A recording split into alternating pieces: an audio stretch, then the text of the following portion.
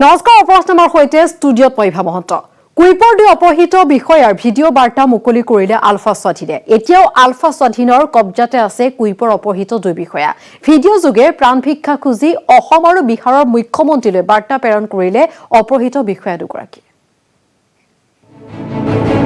এমাহে সন্ধান নাই কুইপৰ দুই বিষয়াৰ আলফাই জাৰি কৰিলে অপহৃত কুইপৰ দুই বিষয়াৰ ভিডিঅ' কোম্পানীক মই ইয়াৰ দুই সংগঠনৰ লগত কথা পাতি মোৰ সোনকালে মুক্তি ব্যৱস্থা কৰিবলৈ অনুৰোধ জনাইছো मुझे इस कंपनी से हुआ संकट के लिए मुझे एनएसएन और अल्फा आईए 1 महीना से बंदी बना के रखा है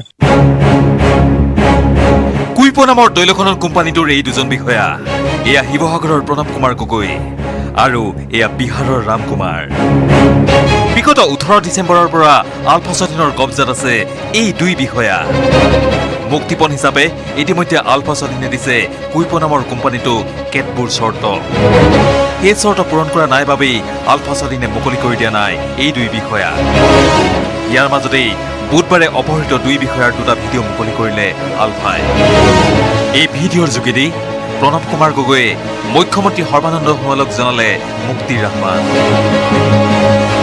কোম্পানীৰ লগত হোৱা সংঘাতৰ বাবে আলফা আইএ আৰু এনএছএনে মোক আজি প্ৰায় এমাহ আবদ্ধ কৰি ৰাখিছে আজি এমাহ হৈ যোৱাৰ পিছতো কোম্পানীয়ে মোক মুক্তিৰ বাবে কোনো ব্যৱস্থা গ্ৰহণ কৰা নাই সেয়ে কোম্পানীক মই ইয়াৰ দুই সংগঠনৰ লগত কথা পাতি মোৰ সোনকালে মুক্তি ব্যৱস্থা কৰিবলৈ অনুৰোধ জনাইছো লগতে অসমৰ মাননীয় মুখ্যমন্ত্ৰী শ্ৰী সৰ্বানন্দ সোণোৱাল ডাঙৰীয়াকো অনুৰোধ জনাইছো এজন অসমীয়া হিচাপে মোৰ জীৱন ৰক্ষা কৰিবলৈ কোম্পানীক যেন আপুনি বাধ্য কৰে একেদৰে আলফা স্বাধীনৰ জিম্মাত থকা বিহাৰৰ এজন বিষয়া ৰাম কুমাৰে বিহাৰৰ মুখ্যমন্ত্ৰী নীতিশ কুমাৰক জনালে আহ্বান इस कंपनी से हुआ संकट के लिए मुझे एनएसएन और अल्फा आईए 1 महीना से बंदी बना के रखा है इसलिए मैं माननीय मुख्यमंत्री श्री नीतीश कुमार जी से अनुरोध करता हूं कि आप असम के मुख्यमंत्री जी से बात करके मेरा रिहाई का व्यवस्था कीजिए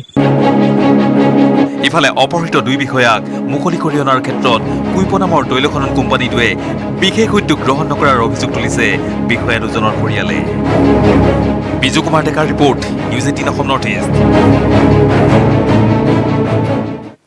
মহৰ চোৰাংবেহাত নামিছে গোমাফিয়া গোসাইগাঁও অসম বংগ সীমান্তৱৰ্তী ফাইলাগুৰিত আৰক্ষীয়ে জব্দ কৰিছে 20টাকৈ বহিৰাজ্যৰ মহ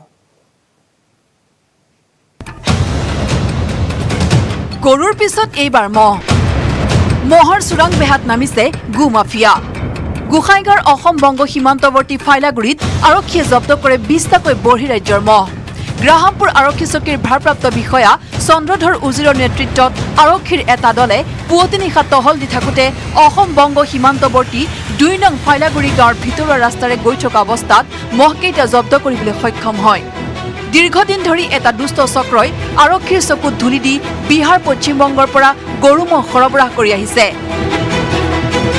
অসম বংগ সীমান্তৰ গোপন স্থানত গাড়ীৰ পৰা গৰু মহ নমাই চোৰাং পথেৰে অসমলৈ অনা হয় ইয়াৰ পিছতে বিভিন্ন পথেৰে বাংলাদেশলৈ সৰবৰাহ কৰি অব্যাহত ৰাখিছে অবৈধ ব্যৱসায় আৰক্ষীয়ে জব্দ কৰা মহকেইটাৰ মূল্য প্ৰায় 12 লক্ষাধিক টকা হ'ব বুলি আৰক্ষীৰ সূত্ৰে জানিব পৰা গৈছে এটো অবৈধভাৱে আনে আৰু এটো অশুভ শক্তি এটা জড়িত আছে ইয়াতে পুলিচ প্ৰশাসনৰ চকুত ধুলি মাৰি তেওঁলোকে এটো সৰবৰাহ কৰি আছে আৰু যেহেতুকে আমি সকলোৱে জানো যে আমাৰ ঘৰত এতিয়া আমাৰ অসম বা ভাৰতৰ যেটো মূল্য হয় বাংলাদেশ কিবাকে পাৰ কৰি দিব পাৰিলে এটো তাৰ ভ্যালুৱেশনটো ডাবল হয় কামাৰহাটৰ পৰা শহীদুল হক নিউজ 18 অসম নৰ্থ ইষ্ট কৰিমগঞ্জত বুৰখা পিন্ধি মহিলাক অপহৰণৰ চেষ্টা চলালে বহিৰাজ্যৰ 4 অপৰাধীয়ে অৱশ্যে স্থানীয় লোকৰ তৎপৰতাত আৰক্ষীয়ে গাড়ীসহ আটক কৰে মহিলাক অপহৰণৰ চেষ্টা চলোৱা 4 অভিযুক্তক কৰিমগঞ্জৰ বদৰপুৰত সংঘটিত হৈছে এই ঘটনা আৰু ঘটনাৰ পিছতে অঞ্চলজুৰি সৃষ্টি হৈছে তীব্ৰ চাঞ্চল্যৰ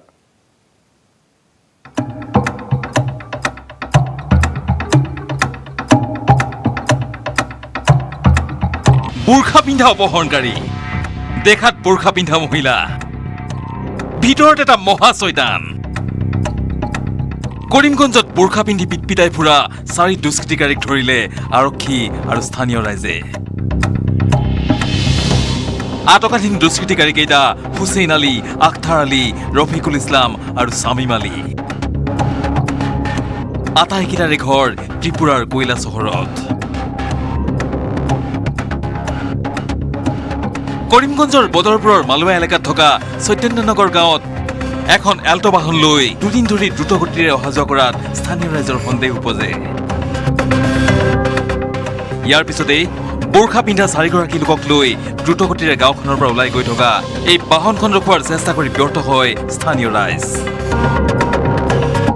লগে লগে বদৰপুৰ আৰক্ষীক খবৰ দিয়াত আৰক্ষীয়ে গাড়ীখন আটক কৰিবলৈ সক্ষম হয়।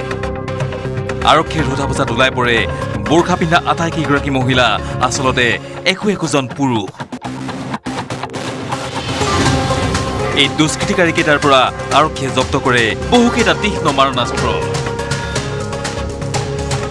আৰক্ষীৰ জেৰাত প্ৰকাশ কৰা মতে এইদৰে বোৰখা পিন্ধি এগৰাকী মহিলাক অপহৰণ কৰাৰ ব্লুপ্ৰিণ্ট ৰচিছিল এই দুষ্কৃতিকাৰীৰ দলটোৱে। গাড়ীখন ডিটেইন কৰি পেলাই যেতিয়া আমি গাড়ীখন চালোঁ, গাড়ীখন আমি চোৱাৰ পাছত তাতে মানে অলপ কিবা অলপ চাৰ্প ৱেপন পোৱা গৈছিলে আৰু বোৰখা পোৱা গৈছিলে আৰু তেওঁলোক মুছলিম ধৰ্মাৱলম্বী মানুহ আছিলে আৰু জানিব পৰা গৈছিল যে তেওঁলোকে এজন হিন্দু মহিলাক মানে অপহৰণ কৰাৰ কাৰণে ত্ৰিপুৰাৰ পৰা আহিছিলে। কৰিমগঞ্জৰ পৰা Gourish Nandi, news 18 Assam north east. আৰু বিভিন্ন প্ৰান্তৰ নামৰ পৰৱৰ্তী খবৰ। পুনৰ বহিৰাজ্যত অসমৰ যুৱকক হত্যা। বেংগালুৰুত দুৰ্বৃত্তই হত্যা কৰিলে বোকাখাটৰ পবিত্ৰ পেগু নামৰ যুৱকজনক। বিহুত ৰেলযোগে ঘৰলৈ আহিবলৈ ওলাই আহি ঘৰ নাপালেহি পবিত্ৰ।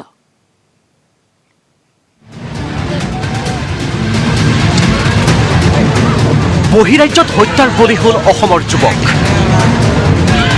দুৰ্বৃত্তই হত্যা কৰিলে বোকাখাটৰ পবিত্ৰ পেগুক। বোকাখাট আমটেঙা 2 নং বালিজান গাঁৱৰ পবিত্ৰ পেগু বাংগালুৰুৰ চিকবালাৰপুৰৰ ষ্টাৰ ষ্টীল ইণ্ডাষ্ট্ৰী নামৰ এটা ব্যক্তিগত কোম্পানীত কৰ্মৰত আছিল।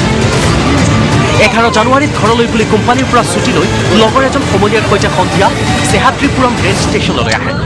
ৰেল ষ্টেচনৰ পৰাই সন্ধিয়া 5 বজাত ঘৰলৈ ফোন কৰি পবিত্ৰ ঘৰ অহাৰ কথা জনায়। 11 তাৰিখে আহিয়ে মানে মোক ফোন কৰিছে। নাই, আগতে ফোন কৰিছে বাৰু মই যামগৈ বুলি। এতিয়া মানে মই বোলো তই আহ যদি আহ আৰু এই বুলি ফোন কৰিছিলোঁ। মোক কৰিছিলে 8টামান বজাত, গধূলা 8টামান বজাত ফোন কৰিছে। সেয়াই পবিত্ৰৰ ঘৰলৈ শেষৰটো ফোন আছিল। তাৰ পাছৰ পৰাই পবিত্ৰৰ সৈতে ঘৰৰ লোকে ফোনত সংযোগ কৰি দেখুওৱা হৈছিল। কিন্তু সোমবাৰে সন্ধিয়া তাতেই কৰ্মৰত তেওঁৰ ভাতৃয়ে চেহাদ্ৰীপুৰম আৰক্ষী থানাত মৃত অৱস্থাত পবিত্ৰৰ মৃতদেহ উদ্ধাৰ কৰে। দুখীয়া পৰিয়ালটিৰ দ্বিতীয় সন্তান পবিত্ৰৰ এই মৃত্যুৰ খবৰ সহজভাৱে ল'ব পৰা নাই পৰিয়ালৰ লগতে স্থানীয় লোকে। প্ৰায় 20,000 নগদ টকা লৈ ঘৰলৈ অহা পবিত্ৰক ৰেল ষ্টেচনতে কোনো দুষ্কৃতিকাৰীয়ে পৰিকল্পিতভাৱে হত্যা কৰিছে। কাৰণ মৃতদেহৰ লগত মোবাইল ফোন আৰু নগদ ধন লাভ কৰা নাই চেহাদ্ৰীপুৰম আৰক্ষীয়ে। পবিত্ৰৰ মৃতদেহ উভতাই আনিবৰ বাবে বোকাখাট আৰক্ষী থানাত এখন এজাহাৰ দাখিল কৰিছে হতভূগীয়া পৰিয়ালটিয়ে। বিগত 5 দিনৰ পাছত আমি গম পালোঁ যে তেখেত ঘৰ আহি পোৱা নাই আৰু দেউতাকে যেতিয়া সৰু ভায়েকক ফোন কৰি পঠালে তালে যে খবৰ ল'বলৈ, আৰু মেজেষ্টিকৰ কাষৰে চেছাদ্ৰীপুৰম পুলিচ ষ্টেচনত, বেংগলোৰ চিটি পুলিচৰ পুলিচ ষ্টেচনত মৃতদেহ চিনাক্ত কৰিবলৈ কোৱাৰ পাছত ভায়েকে দেখা পালে ককায়েকৰ মৃতদেহ তাত উদ্ধাৰ হৈছে। বোকাখাটৰ পৰা Pradyut Mahanta, news 18 Assam north east. অসমৰ ভূমিত অব্যাহত আছে নগা দুৰ্বৃত্তৰ সন্ত্ৰাস। মেৰাপানীৰ সীমান্তৱৰ্তী অসমীয়া পৰিয়ালৰ পৰা অস্ত্ৰধাৰী নগা দুৰ্বৃত্তই কাঢ়ি নিলে পোহনীয়া হাঁহ, কুকুৰা, ছাগলী।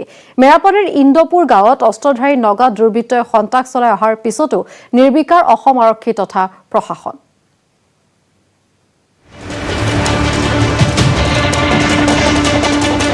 গোলাঘাট জিলাৰ মেৰাপানী সীমান্তত সশস্ত্ৰ নগা দুৰ্বৃত্তৰ সন্ত্ৰাস। বন্দুক প্ৰদৰ্শনেৰে অসমীয়া গঞাৰ পৰা কাঢ়ি নিলে পোহনীয়া হাঁহ, কুকুৰা, ছাগলী।